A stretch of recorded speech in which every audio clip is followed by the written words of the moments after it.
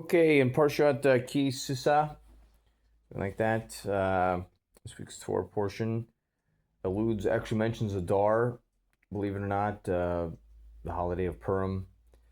Uh, it's some sort of mitzvah to remember in Devarim chapter 25 about remember the Amalek when they wage war against Israel.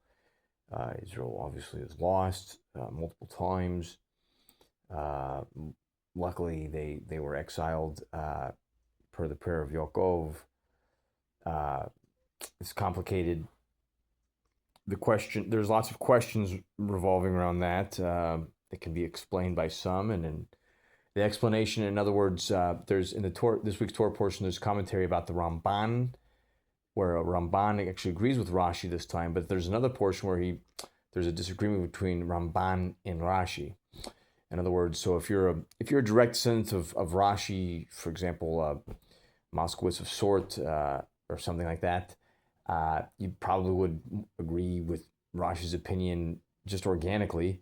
Or if you're more in the line with Rambam, who codified the Torah portion throughout history, you may be more in agreement with that way of thinking about things, various opinions. The differentiations are slight, but some could say important, one could say.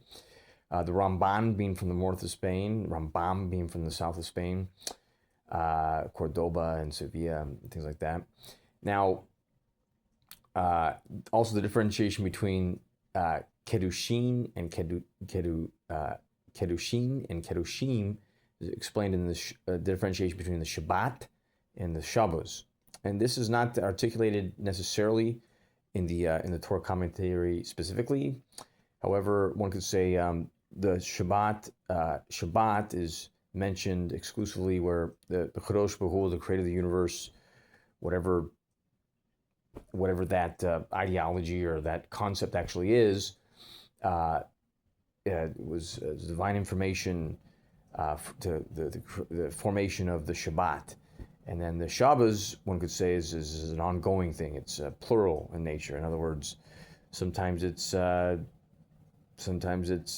steak and potatoes, and sometimes it's soda and honey buns, something like that. So the differentiation is one could say vast. So keeping the Shabbos is one could say one of the foundational things of the Torah, and the life force of Judaism itself.